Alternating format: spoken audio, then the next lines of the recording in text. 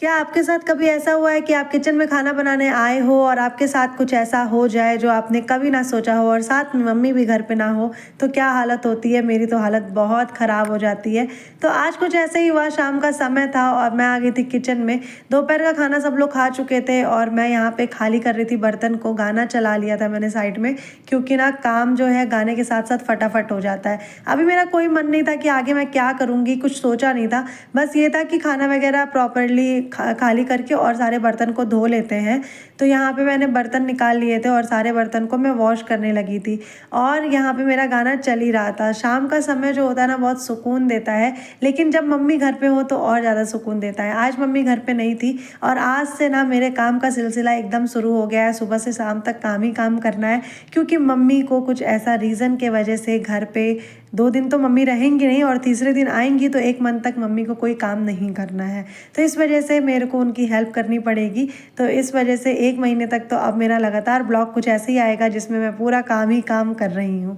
जब तक मैं काम कर रही थी तब तक मेरा भाई पनीर लेके आ गया और मैं इतना हँस रही हूँ ना, लेकिन मन में मेरे इतनी तेज़ गुस्सा थी कि भाई अभी तो मैं काम करके फ्री हुई थी, तब तक ये पनीर लेके आ गया, अब पनीर बनाओ। क्योंकि मम्मी है नहीं घर पे तो बनाना भी मुझे ही पड़ेगा। तो फटाफट से मैंने पनीर निकाला, साथ में मटर निकाला। मैंने मटर को ना एक बाउल में निकाल के अच्छे से वॉश करके साइड में रख लिया था। साथ में पनीर को भी ना क्यूब्स में कट कर लिया था और यहाँ पे पनीर को कट करने के बाद कढ़ाई को मैंने गैस पे रखा, जिसमें मैंने डाल दिया था तेल।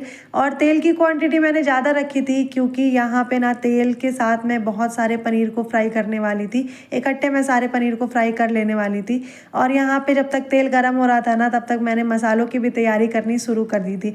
मैं कोई भी काम ना लो फ्लेम पे करती हूँ, थोड़ा टाइम लगता है लेकिन लो फ्लेम पे ही मेरा सारा काम होता है।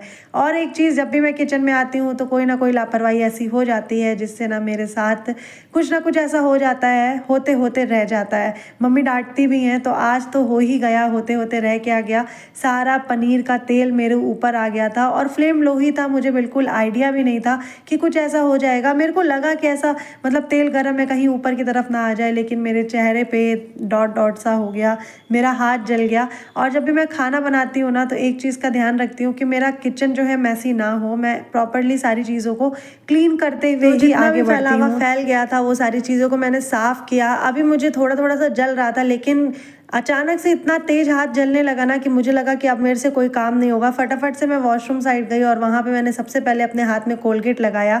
किसके किसके साथ ऐसा होता है कि जब आपको चोट लगती है, मम्मी घर पे नहीं रहती हैं और कुछ ऐसा हो जाता है, तो रोना कितना ज़्यादा आता है ना। तो मैं तो इस टाइम ऐसा हो रहा था कि बहुत ज़्यादा मुझे रोना आ रहा था कि मम्मी नहीं है, मेरा हाथ जल गया है करके।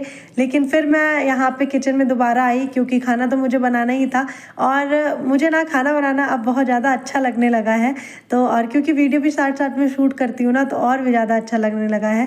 तो यहाँ पे ना मैं मिक्सिंग जार में कुछ मसाले ली, प्याज और मिर्चा वगैरह लेके, जीरा, सब्जी मसाला, सारी चीज़ों को डाल के मैं इसको पीसने आ गई थी और फिर चली गई लाइट।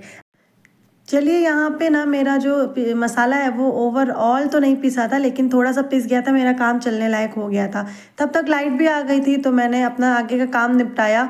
तो यहाँ पे पनीर हमारा भुन गया था। पनीर में ना ज़्यादा कोटिंग नहीं चाहिए हमें, थोड़ी सी गोल्डन कलर का कोटिंग चाहिए। साथ में मैंने मटर डाला और फिर मैंने यहाँ पे ना टमाटर कट कर लिया था। मम्मी आ गई, मम्मी के आते साथ ना मम्मी काम पे लग गई थी। मैंने कहा आप थोड़ा जाइए रेस्ट कर लीजिए, क्योंकि कल फिर सुबह आपको निकलना है। लेकिन मम्मी तो फिर काम से उनको फुर्सत ही नहीं मिला। यहाँ पे मम्मी धनिया लेके आई थी, तो मैंने धनिया वॉश किया, फिर मैंने अपना हाथ वॉश किया, क्योंकि कोलगेट लगाई हुई थी ना, तो मुझे ऐसा लग रहा था कहीं सब्जी में ही ना चला जाए इसका टेस्ट। तो धनिया कट करने के बाद मैंने यहाँ पे मटर पनीर को अच्छे से भूनने के बाद निकाल लिया था। साथ में कढ़ाई में मैंने डाला मसाले, साथ में नमक, हल्दी, सारी चीज़ों को डालने के बाद टमाटर, धनिया और सारी चीज़ों को डालने के बाद मैंने यहाँ पे इसको मिक्स कर लिया। अब यहाँ पे जब तक हमारा ये मसाला भुन रहा था, तब तक मम्मी भी यहाँ पे अदरक और मिर्चा वगैरह जितनी भी चीज़ें मम्मी मार्केट से ले आती है ना, सारी चीज़ों को वॉश कर लेती हैं। और तब तक मैं आम भी खा ली थी। मम्मी कही कि आम पड़ा हुआ है, खा लो नहीं तो ख़राब हो जाएगा। मैंने कहा चलो ठीक है, क्योंकि मेरे घर में कुछ चीज़ें ऐसी हैं जो सिर्फ मैं खाती हूँ और कोई नहीं खाता है। तो बस मैंने खाया। फिर साथ में मम्मी आई थी, तो उन्हें चाय पीने का मन था, तो मैंने सबके लिए चाय बनाई। तो यहाँ पे मैंने चाय में सारी चीज़ें डाल दी थी और अपने काम में लग गई थी कि सारा काम भी होता रहे और हमारा चाय भी यहाँ पे बनता रहे।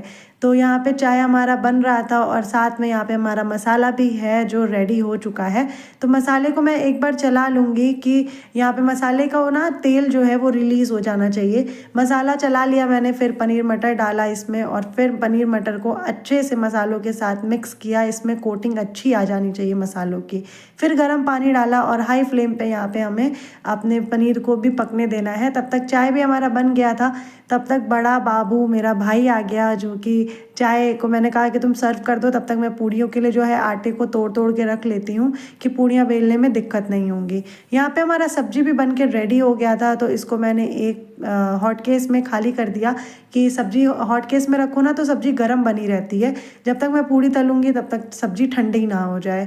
तो बस यहाँ पे मैंने सब्जी को एक हॉट केस में खाली किया और फिर यहाँ पे मैंने धनिया से गार्निश किया।